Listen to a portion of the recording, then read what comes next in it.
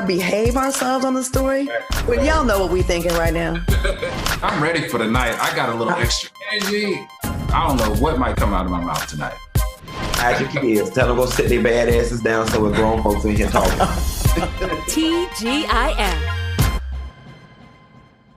What's up, everybody? It's your girl, Claudia Jordan, and I am back with a brand new, fresh episode of TGIF. Now, we are here to spill the tea and break down some of the biggest headlines in the news and on social media. So sit back, relax, and get ready for this hot tea. I see y'all in the chat already. Wishful thinking, talking about we're going to get to 3,000 tonight, and I believe y'all.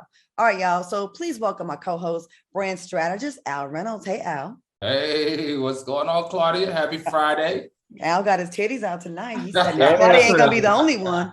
Yeah. Gentleman callers on the line. It's the gentleman caller on the line. And please welcome multimedia personality and talk show host, Funky Dineva. I need to clear up one thing, Claudia. I looked in the comments from our last show, and they was like, ooh, Funky new teeth look good. I don't have new teeth, y'all. I gained a little weight in the face. Dr. Heavenly gave me 2 implants. I was broke down and missing side teeth, okay? She gave me 2 side teeth, but these is my original teeth and my God-given smile. I just needed to say that because y'all was making me feel away. Okay. I didn't see those comments. So I didn't know you had missing side teeth. Oh, girl, yeah, girl. I was looking like a crackhead. And I had 2. Why people's side teeth go bad?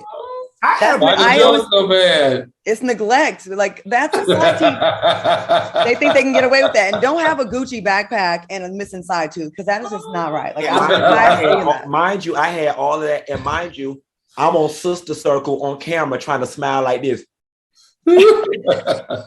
People with side teeth, they can't express the joy like they want to. Excuse me, the cat is just doing too much. All right, what's everybody drinking on? Are we drinking tonight, or is it another dry show? What are we doing? I'm doing a natural high tonight, so I'm doing Red Bull mixed with cranberry juice.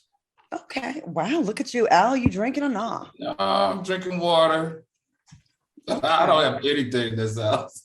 And I'm drinking this from the refrigerator. I don't have juice. I don't have water. I don't have bacon. I don't have anything in this house. It's really sad. What's going on, Al? No food, no girl. What's going on with that?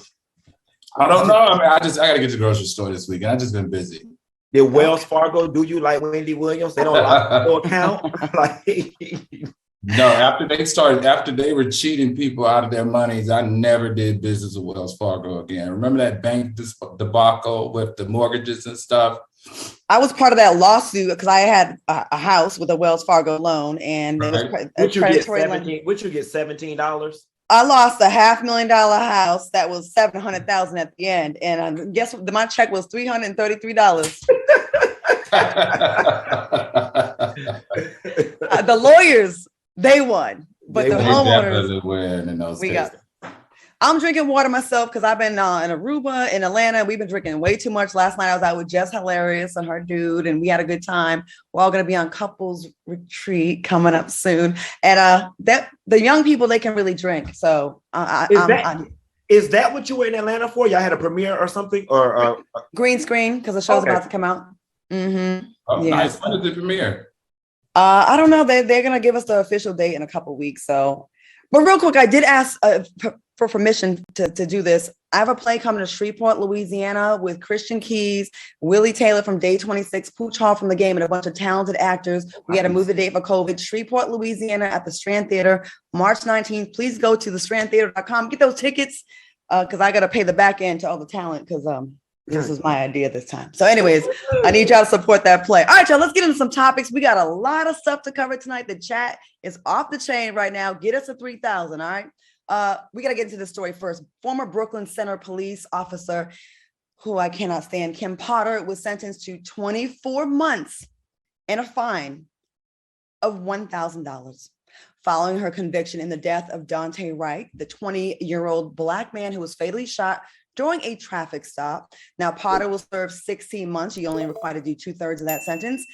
She'll be in prison, and the remaining 8 months on supervised release, which is a sentence far below what the prosecution sought. Judge Regina Chu acknowledge the sentence was a significant downward departure from sentencing guidelines. We thought on the low end she gets 6 years. Are y'all surprised by this, Al? I need to hear your thoughts on this. What do you think about this? You know, I agree 100% with the mother, the victim, who said that the system re-murdered her son again on the day of that sentencing. There are people that are in prison longer for selling marijuana than she is for killing and taking the life of someone.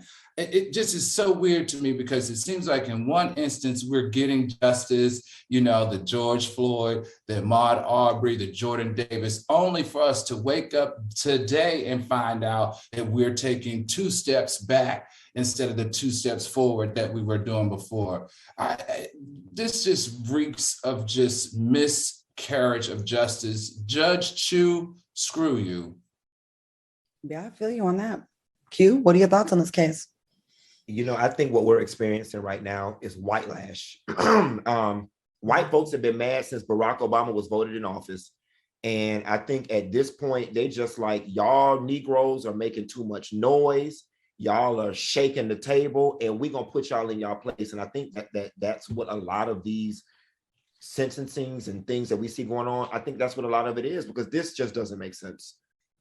What really doesn't make sense is, okay, they have these laws in place and they have these minimum sentencing guidelines. Okay, for this type of crime, manslaughter, it's between 6 years to 10 years. So even at the low end, she could have been within the realm of what's normal and get Judge Chu and said, all right, on the low end, 6 years.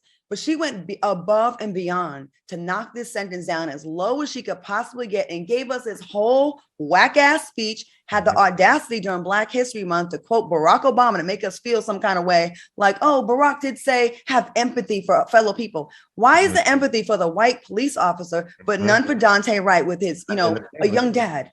I agree. And the family. And let me tell you something. I when I went to Florida State University and got my degree in economics, them people ain't teach me nothing about legal. But when you kill somebody, the minimum should be 10. I don't give a damn if you accidentally killed a bitch. Go think about it for 10 years. Like, the minimum should be 10. And what do y'all think about, real quick before we move on, the bitch, Kim Potter, right? The tears in the courtroom. Okay, we saw those. But where were those tears when she had a mugshot? Did y'all see her mugshot? That arrogant mugshot where she's smiling ear to ear in her mugshot? That's her mugshot. That's not someone that's sad or feels bad about what she did. She was smiling because she knew what was going to happen. She knew this was going to happen. She got 2 years. You know what? I would be surprised to know after them 2 years, can she go back to work? Oh, no. She's just a felon. Oh, she's a felon. Okay. Yeah, she got charged with first-degree murder. A cop you can't be on the police force and have a felony. She'll probably run for some kind of office the way these people are going, and they'll celebrate her. All right, y'all. I'm so sick of this heifer. Anyways, moving on.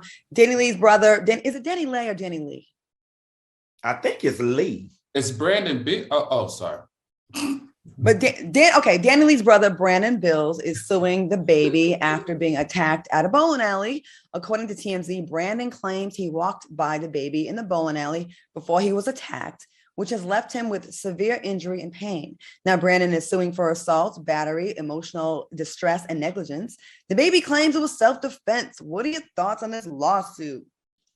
Claudia, I'm not feeling this, right? Like, what's the brother name? Brandon Bill. Brandon could have stayed his ass home, right? Like, you can't leave your house to go confront somebody, aka start trouble, and then sue. Now, don't get me wrong. The baby's a celebrity. So when you get hit by a celebrity, I mean, that's what you're supposed to do. You're supposed to sue to try to get you a quick $1 million. But I'm just not feeling this. You can't get up out your bed and go confront somebody, and then when you get your ass beat, want to sue them when you could have just stayed home.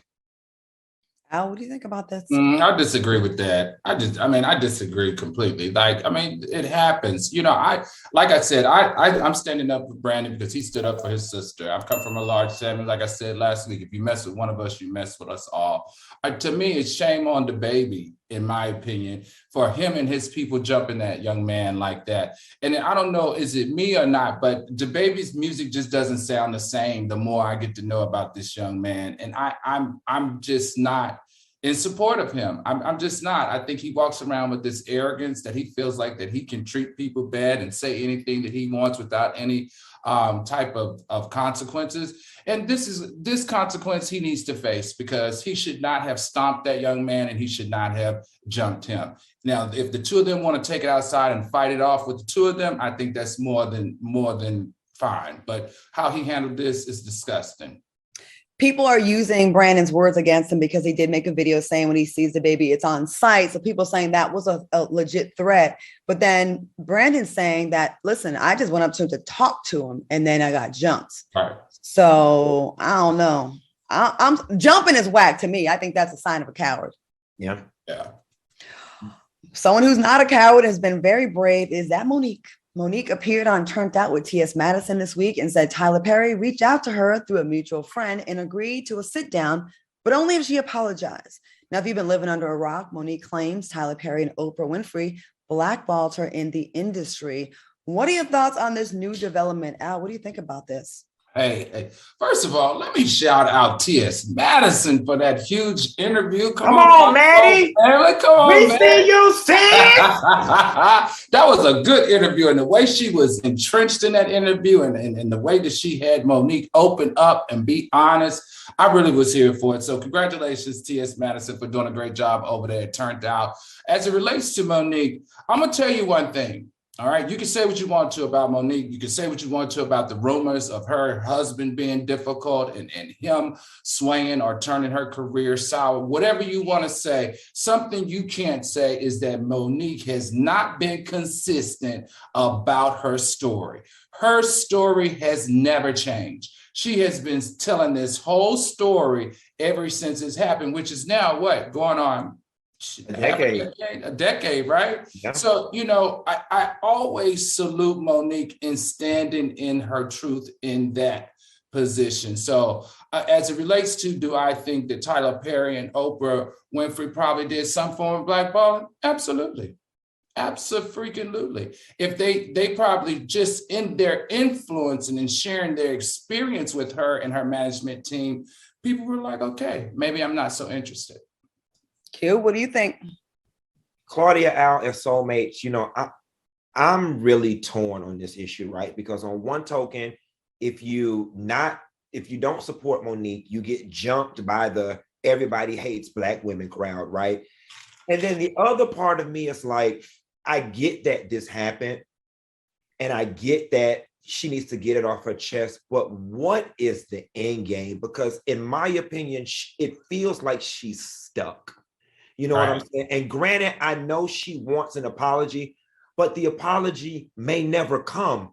So now what? You know what I'm saying?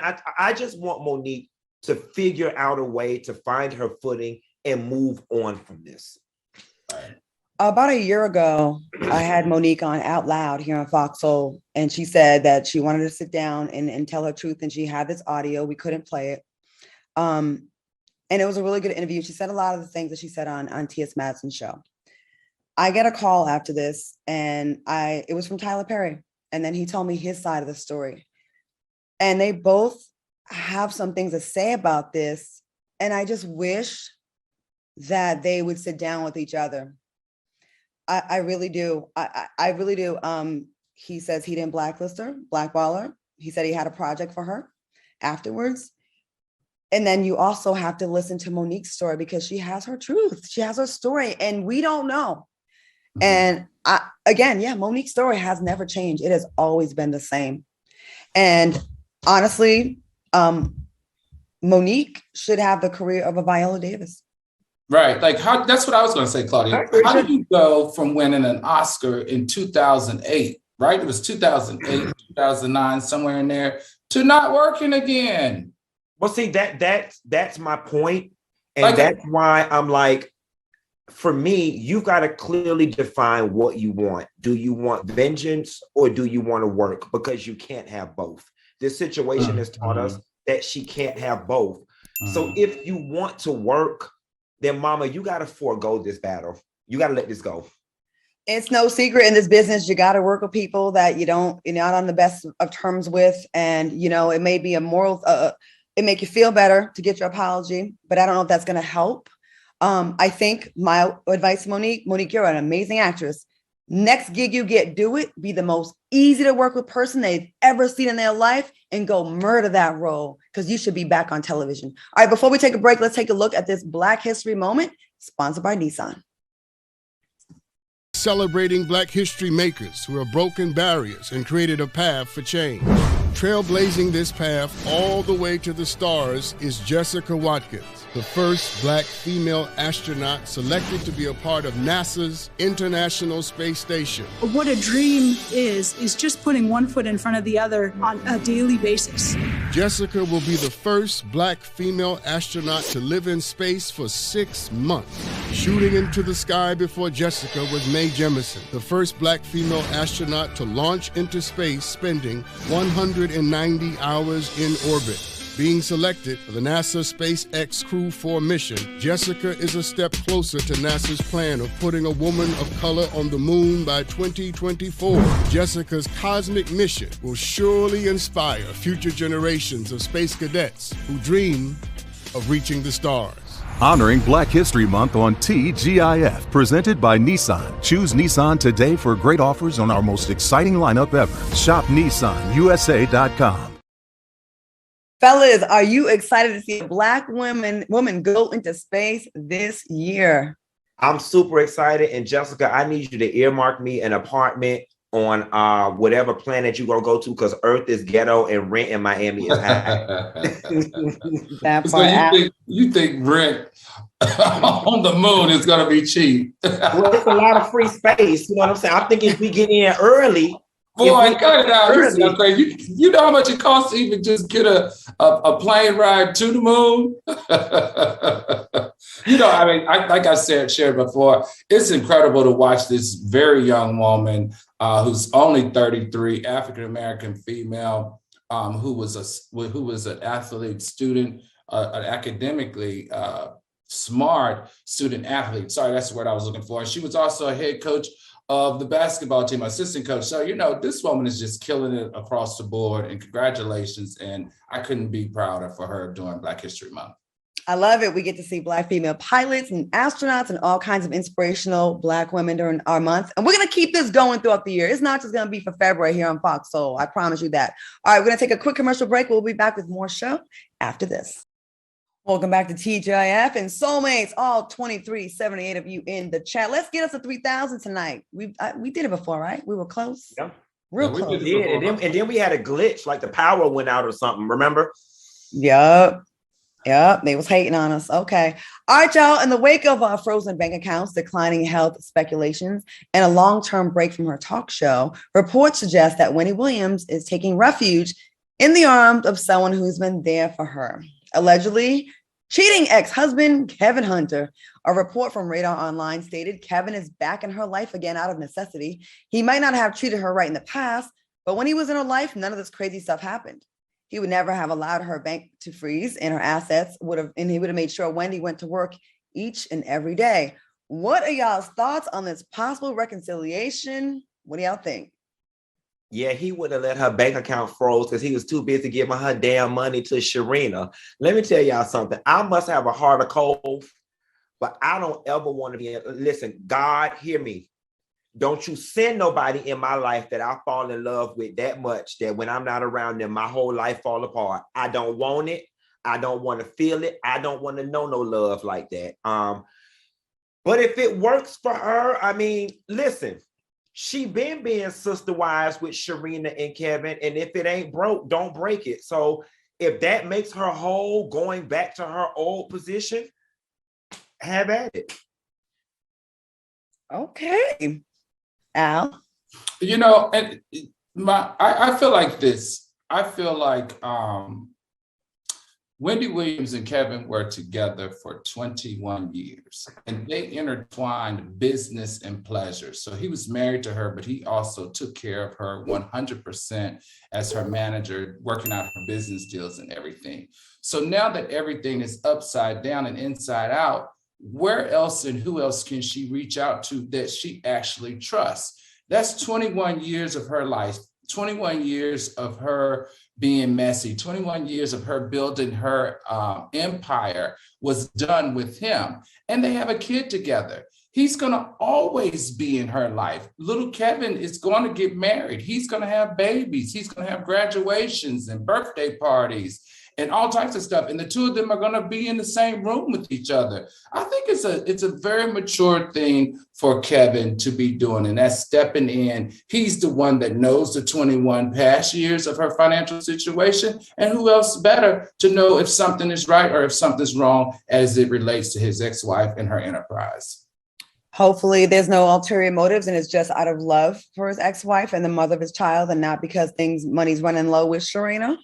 Hopefully it's all about being there for her, because at this point, I think Wendy's very fragile and I don't think she can afford any more negativity or bad news or heartbreak in her life. Did y'all see the video of her on the beach with her son this weekend? I did not. Claudia, I got a question for y'all. How do y'all think Sharina feel, or do we care? I don't care. I think Sharina probably cares. She's probably saying, go over there and help her out, because her pocket is a little bit deeper than mine. But you know what? One, Wendy's money is Kevin's money. Kevin's money was Wendy's money. So maybe both of their accounts got frozen, and maybe he's helping her out. Possibly. Well, there's a video when we get done. Look it up. She was on the beach and her son was recording her, and she was walking. She looked a lot healthier and a lot better space than I thought she would be in. So, from the reports, you think she's just like dementia, not making any sense. But she looked better than I thought she looked on the beach. You know what? I honestly don't believe any of that stuff with Wendy. I don't believe Wendy got one foot in the grave. I don't believe Wendy got dementia. And I don't believe Wendy money locked up either. I don't believe none of that. Here's the thing that's baffling me with Wendy. Wendy is the queen of shock media. She knows what the blogs and what the tabloids will pick up and what they won't. I'm not understanding why she won't just do a 30-second Instagram video saying, hey, y'all, I'm in Palm Beach with my dad having dinner. See you soon. Like, why is she just letting this stuff linger? It's almost as if she's getting something out of it. Well, there is a lot of attention in getting sympathy. Yeah. You know what I mean? I mean, a lot of people do it. They just let it ride for a little bit and then, a break from the negativity. Wendy, come back to FOXSOUL and give us something. We'll have you on and we'll talk about it. I guess the lesson here is if you ain't got no man, be an invalid. I mean, an invalid. Kevin J. Harrell in the chat says, if she takes that man back, she's a bigger fool than I thought. Was she a fool? Yeah, we've seen them do better, but worse. Shit. Yeah. She better lock her money up, though, and hide her card. I agree. Moving on, Sha'Carri Richardson is calling out the Olympics for racial discrimination after 15-year-old Russian figure skater Kamila Valieva was cleared to compete following her positive drug test. Richardson tweeted, "Can we get a solid answer on the difference of her situation and mine. My mother died and I can't run. And I was also the place in the top 3. The only difference I see is I'm a Black young lady." Now, the Russian figure skater claims her failed drug test was due to her grandfather's heart medication, which somehow made it into her system. I don't know if y'all heard the stories. First, it was I accidentally took his pills. Then it was I drank out of my grandpa's cup. I don't know who puts their pills in their cup like that. All kinds of excuses. She still ended up in 4th place. What are y'all's thoughts on this story? Now, I think Sha'Carri needs to keep her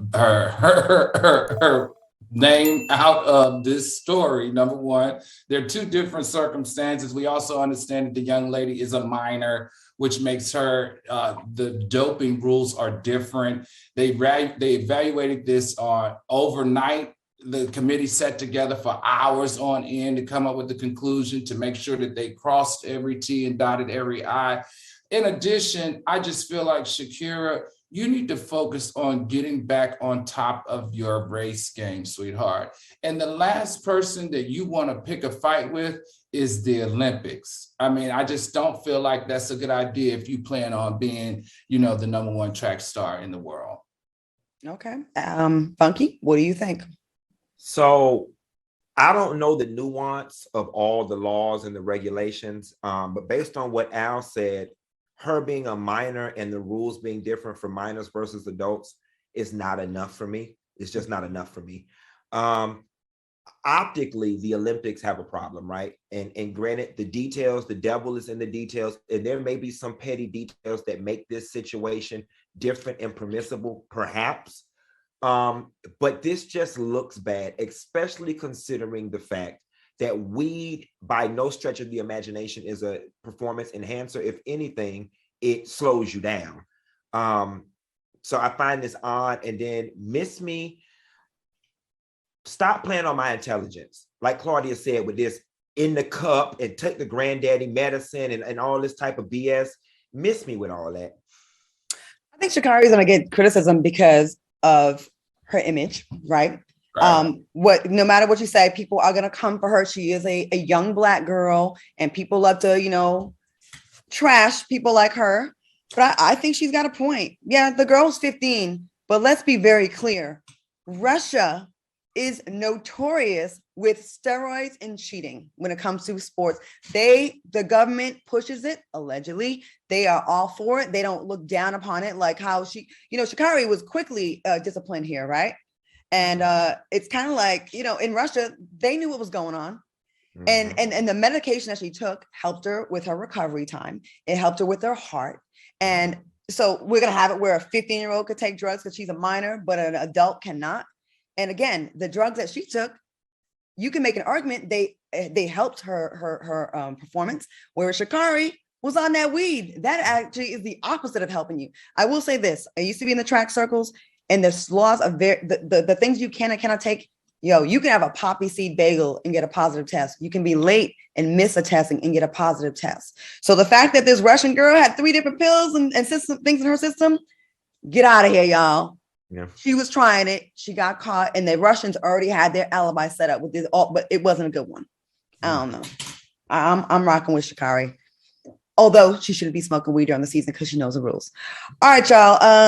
I guess we're gonna take one more comment. The Rashad said a failed drug test is a failed drug test. Let's get some universal rules in place. I think that's a fair thing to say. I agree. Mm-hmm. I agree. I to his point, when she failed, I don't know what the negotiations were, the deliberation was about. You had drugs in your system. Yeah. Well, different folks, different rules for different folks. I mean, we've seen that across the board this week. All right, y'all. Great thoughts, great comments. We're going to take a quick commercial break. We'll be back with more after this. Welcome back to TGIF. I see y'all in the comments, 2628. Let me read some comments from y'all. Beyond Me says she's insecure. That's why she lost the race. Bad attitude. I guess it's talking about Sha'Carri. Ninja Carter says, I know some people who smoke to get up and clean, so it doesn't slow everybody. Plus, it depends on the grade of bud. Okay. What's her name? Manesia? Nisha Carter. Naja, you probably know about it. Hey, Naja Carter, girl. And King RL says, y'all have to speak correct facts, though. Olympics Commission didn't disqualify Sha'Carri. The U.S. Commission did. Okay. All right. My bad. Okay. And Ebony X agrees with you. Funky said karma is a B. She didn't even medal. That right. Y'all didn't catch it on the break. Me, Claudia, and Al were laughing. We were saying, child, we need to just let this go because the bitch lost anyway. I mean, so she was doping and lost anyway. So let it go. Speaking of losing, it's been reported that R. Kelly is gearing up to go before a judge to appeal his abuse allegations. According to a report by the Chicago Tribune, R. Kelly hired Jennifer Bonjean, the attorney who represented Bill Cosby. Well, that's not saying something. What are your thoughts on this new update? Al, what do you think about this? Is this going to give some new life to his case?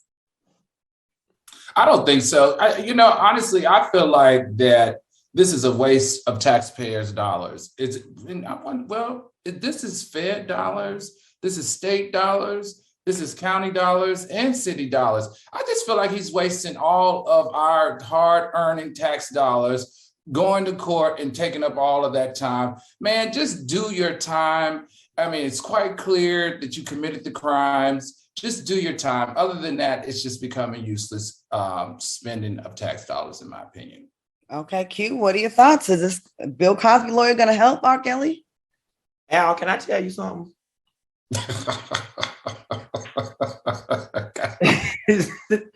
That deep V and that sweater make me want you to do me like Bill Cosby.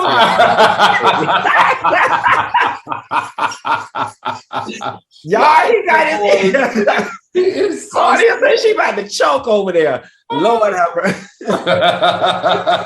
Al, what say you? And you ain't got to put no Quaaludes. You ain't got to put no Quaaludes in mine. Just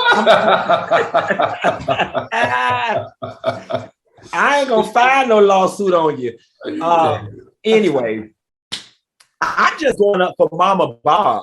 Mama had that tab tucked behind her ears. She had her big white woman lawyer Bob on. She say she just finna go. There you go. Look at Stiff Well. Stiff Well. Mama say she finna go in the court and get some understanding. I want to know who is financing R. Kelly's legal woes, because at this point I think he sold off a lot of his music. The other lawyers drained his bank account. Who is y'all still doing GoFundMe's in Chicago? Is the Gangster Disciples paying his legal bills? Like, how is R. Kelly financing all of this? And I'm not mad with R. Kelly, because when you in jail, you supposed to try to get out. Mm-hmm. But bro, you ain't going nowhere. Let it go. You know what I find very funny though is when I was in Mexico. You guys remember when I was in Mexico? I was filming for Mexico. I was on like a little vacation or whatever. I actually met his lawyer that worked on the case when he was in New York, and it was a female. Here he go, Claudia. Here he go. You know he know everybody. And look, and we had dinner, and we had some very candid conversations. You know, R. Kelly is trying his best to find a female lawyer to get the empathy of the jury, because they are looking at it like, well, if this woman will represent him, then maybe there is some loophole that we can discover in discovery. I just don't think it's going to work. I hate when I see women representing people that are accused of rape and child molestation. Like, I know that's your job, but it really does something to me. Like, it really, really bothers me. And then you went and got this. She's a white woman, right? Yeah. Like, I'm just like, get out of here with this cheap attempt to make him seem, because he got a female lawyer, we're gonna be like, oh, he must be get out of here, R. Kelly. So wait a minute, what do you think about, Claudia, that Black female lawyer that is now representing the National Football League against that African-American male head coach that's suing the National Football League? What do you think about that? I'm super disappointed in Loretta Lynch. That was Barack Obama's girl. And right. I feel like I cannot, like, we did not know this lady. We didn't know this lady. And we really went hard for her just on the strength of her being a Black female lawyer. Again, and here she is. She's on the wrong side of history with this one. 100%. And we know, I think, didn't we talk about it in our on our Instagram and our private in our DMs?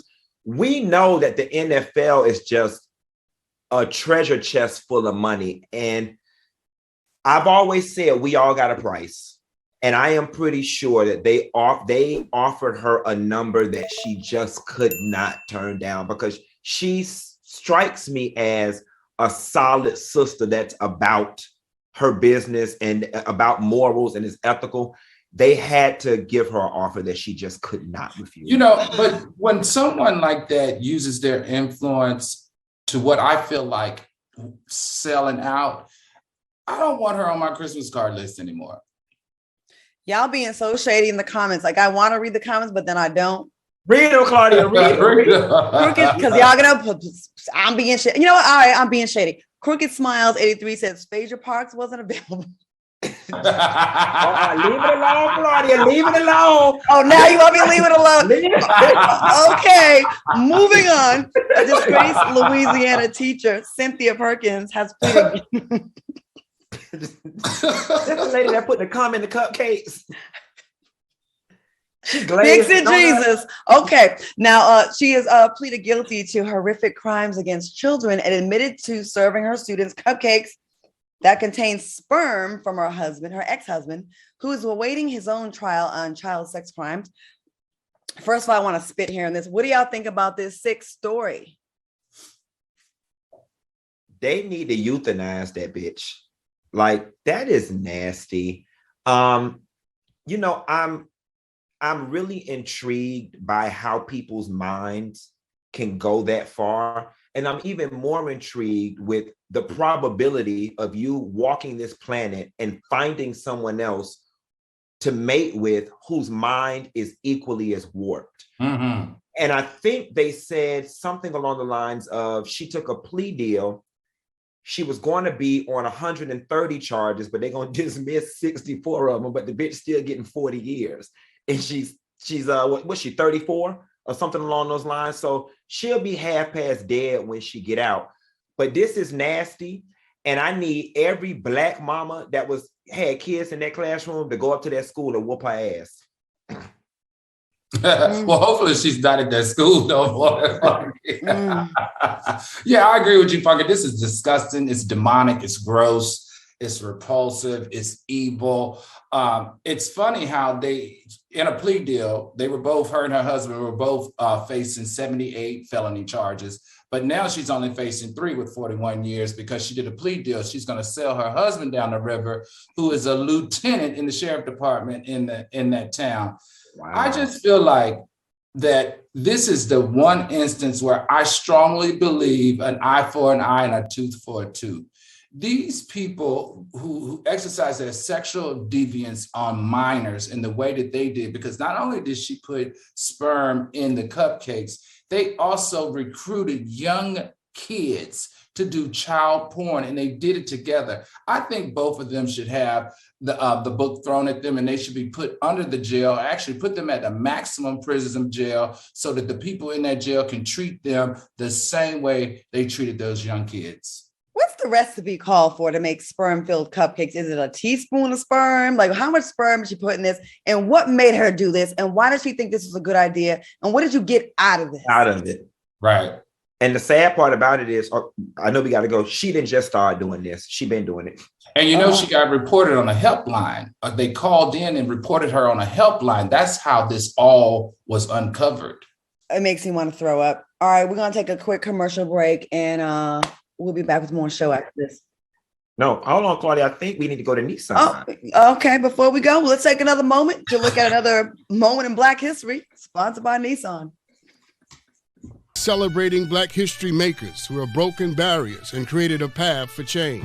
Trailblazing this path all the way to the stars is Jessica Watkins, the first Black female astronaut selected to be a part of NASA's International Space Station. What a dream is just putting one foot in front of the other on a daily basis. Jessica will be the first Black female astronaut to live in space for 6 months.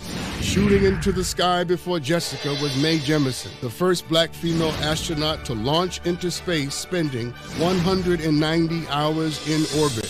Being selected for the NASA SpaceX Crew 4 mission, Jessica is a step closer to NASA's plan of putting a woman of color on the moon by 2024. Jessica's cosmic mission will surely inspire future generations of space cadets who dream of reaching the stars. Honoring Black History Month on TGIF, presented by Nissan. Choose Nissan today for great offers on our most exciting lineup ever. Shop NissanUSA.com. All right, y'all, stop being shady in the chat. Yes, we do need to go to the Nissan moment. And yes, we do need to celebrate Black history and Black excellence. So just rock with us. What they were saying, Claudia, what they were saying. No, we don't need to go to Nissan. They want us to continue talking trash, but no, we have to have these elevated moments in our show. We can't go from talking about what we were just talking about and then not highlight positive moments in Black history. What do y'all think about this? I know I already asked you once before, but in case people missed earlier, what y'all think about this? Do y'all think Jessica going to the moon will give Black people an opportunity to be the colonizers? And we can go set up a colony first?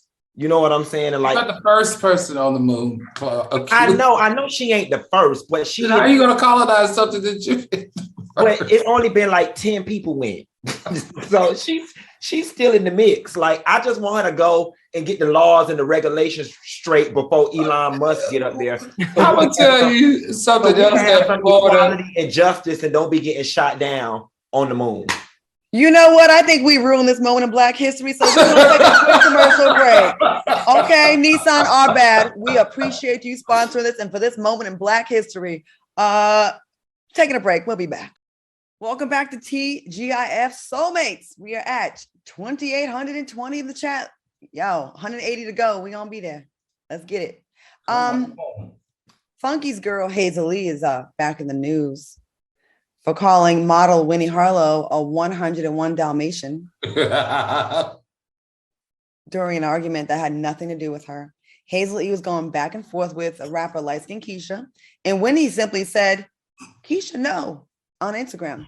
That's when Hazel-E responded, look here, 101 Dalmatians. In real life, if Tyra Banks didn't feel sorry for your malnourished ass, no one would know you. Pipe down, salt and pepper. Was Hazel-E out of line for making fun of Winnie's skin condition? Y'all want me to do it to her? I'm not going to choose violence today. I'm going to let her live. I'm going to let her live. I mean, look at her. She already reaping enough karma. I'm going to let her live. I think it was messed up. Hazel-E being a former publicist and a reality TV personality. Fame is one hell of a drug, and she knows how to grab attention, and that's what that was. By no stretch of the imagination did Winnie do anything that was offensive or mean or rude or whatever, and it definitely did not warrant what Hazel did. But I did see a snippet of her interview where Hazel, and there's one thing that she said that I do agree with. Now, I don't agree with her coming for Winnie, but she said everybody comes for her looks, so why can't she come for somebody else's looks? And I was like, well, I mean, you do look like the bottom of everybody's shoe, and they do come for your look, so you do got a point. But I digress. Funky, everybody in the chat they're not here for this politically correct. I'm just reading. Listen, they like Funky. But here's the thing, right? I don't ate this girl up like 6 shows straight, and then I'm damned if I do, damned if I don't, because the other side of that coin is he always talking about black women. He always talking about black. I ain't in the mood tonight. Well, I got to tell you, Funky, I'm going to disagree with you on the Hazel-E thing. First of all, Winnie Harlow is not a nice girl herself. She has been known to not only attack fans, but just people in general. She's been nasty to people. She's been, just like Hazel-E in an instance. So I think it's fair game. If production can show that picture again, I think it's fair game. If you're going to talk shit and be mean to other people all the time, then be ready for the heat. And Hazel-E brought the heat, calling her a Dalmatian. Well, all she said was Keisha, no, on this point. Like, she didn't go in on Hazel. And I've heard that about Winnie as well. I've heard that about Winnie. But damn, like she gave more drama to Winnie saying no Keisha than to Keisha. Right. That's what and it was lazy. It was a lazy read. It was intellectually lazy. You know what I'm saying? That was so lazy to look at Winnie and call her a Dalmatian. I mean, I'm a starter. I'm finna start like the Instagram girls, start doing some seminars on how to read and charge the girl $99 and be touring. Teach me, so I can read your ass. All right, y'all. I'm sure this isn't the last we've heard or have to report on Hazel-E. It seems like we've been talking about her a lot lately. She's been in the blogs a lot. All right, y'all. Another person in the blogs a lot, Nick Cannon, released a single titled Alone, where he admits that he wants Mariah Carey back, y'all. He sings, if I could have you back, if I could go back to where we started at, as much as I want you back, it's probably better where you're at. Now, the song samples Alone in Love, a track off Mariah's 1990 self-titled debut album. Now, following the release of the song, Carey posted a photo with her man, Brian Tanaka, who she has been with for over 5 years. She captioned the selfie, Valentine's Marathon continues, hour 23. What are your thoughts on what seems like Nick is saying that he wants another shot with Mariah Carey? And do you think Mariah Carey's post was a slight shade to Nick's song? Al, what do you think? And do you think they should get back together? Heck no, they don't need to get back together. This whole thing around dropping on Valentine's Day, talking about, he misses her. It just gives me Kanye West-ish vibes. He knows that Mariah Carey and mentioning her and doing something like this is going to get pick up in the media. It's going to get digital internet real estate, digital real estate. I mean, you have 4 children by 5 women and another one on the way. Where do you have time? I mean, I'm just not getting Nick Cannon these days. And I find him very talented. And I know that he's a great businessman, but I'm just not getting it. I mean, I think he's all over the place. And this new talk show is just helping him seem even more all over the place. Q, were you here for Mariah Carey and a Nick Cannon reboot? Not at all. And I'm with Al. You took the words right out my mouth. It's giving a Kanye tea. And Nick Cannon was already corny as all get up to me, but it was palatable. But now he's just becoming annoying. Like, I just hate when people's antics supersede their talent. And now all we're knowing Nick for is these pranks with Kevin Hart, all these babies, and just all this social media foolishness. And this, in my opinion, is just not becoming of a daytime nationally syndicated talk show host. Like, I'm just not used to seeing people in those positions carry on the way Nick carries on social media.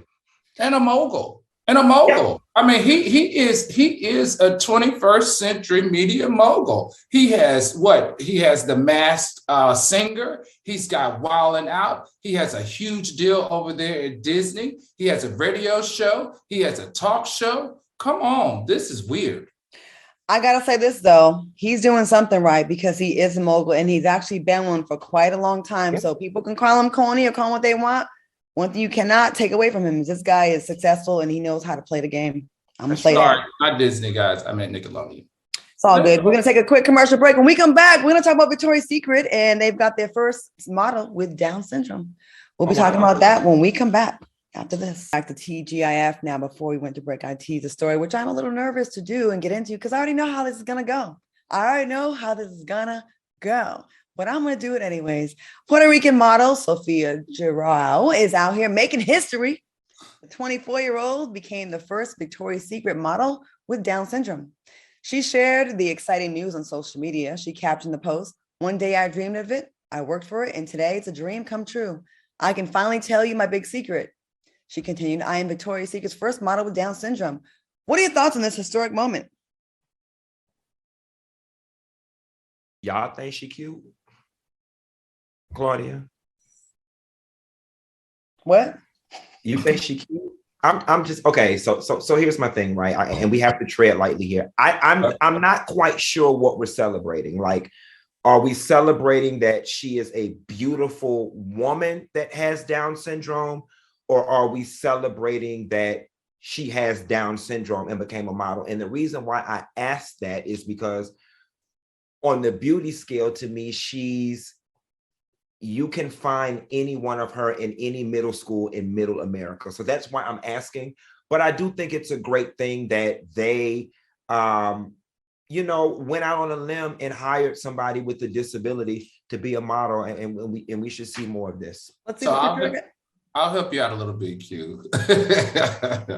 So she's what is considered a high-functioning Down syndrome person. So high-functioning Down syndrome individuals actually can do, normal everyday stuff, right? So I'm assuming that the celebration here is that she has the ability, because she's a high-function Down syndrome person, to be able to model, the intensity of modeling, walking, the posing and all that stuff. That's what I'm thinking is the celebration here. I think that it's always good when someone with a disability can break a barrier. And then I also think, we also just doing this to be like, oh, we have a model with Down syndrome? Because I remember for a long time in pageants, everybody that was winning for a while had a story or a disability. And it became like, the thing. It felt gimmicky. It felt like, okay, is that what we're doing? I think the people that are best qualified for the job should get it. I think we should get away from just people getting things because of a disability, because of a sexual orientation, because of these other things, and get back to whoever's best for the job. Now, if she's best for the job, and she's photogenic and takes amazing pictures, then she should get it regardless if she has Down syndrome or not. And the story shouldn't be about Down syndrome. The story should be about this girl got the gig, because that's a hard gig to get. I don't know. All right, we're gonna leave this one alone because no good could come of this. Black Twitter, we're gonna real quick. Users are angry after designer handbag brand Teflon raised their prices. One Twitter user wrote, "I blame Beyonce. I knew once she wore it, the price tag was going up." Another user said, Telfar raising prices. Look what money make a B do, because the whole point was not to do that. Are y'all ready to spend more money to cop these bags? Listen, this is one of those situations where y'all black people, we can't have it both ways. Y'all told us to boycott Gucci and all these different people, and y'all kept saying if we would just support our own stuff, then it could be on the level of Gucci. Well, these people trying to be on the level of some of the higher brands, and now y'all don't want to pay. Like you can't have it both ways. Now, I mean, I agree. You know what? Yesterday's price is not today's price. They're arguing over the pricing. His regular bag is still priced the same. He's got a new bag and a new concept, and now he wants $600 for it. Yesterday's price is not today's price. And as an African-American designer during Black History Month, we should be supporting him. We don't have time to get to the game, but I'll just say this. You're right, Q, to piggyback on what you said. We damned if we do, we damned if we don't. And y'all have no problem, because I remember when I used to buy Gucci bags at the Beverly Center, I remember getting one for $1,800, and y'all did not complain when they went up to $3,200. Y'all just got it because it makes you look good like you're balling. So if you can do it for the white brands, do it for the black ones. That's right. Okay. All right, y'all. Fun show. We'll see y'all on the replay tomorrow. Thank you so much for watching us on YouTube. How many did we get in the chat? Bye, soulmates. Thank you so much for watching us. Stay tuned for the mix, and let's get to 4,000 viewers tomorrow on the replay. I'll see y'all later. Bye, y'all.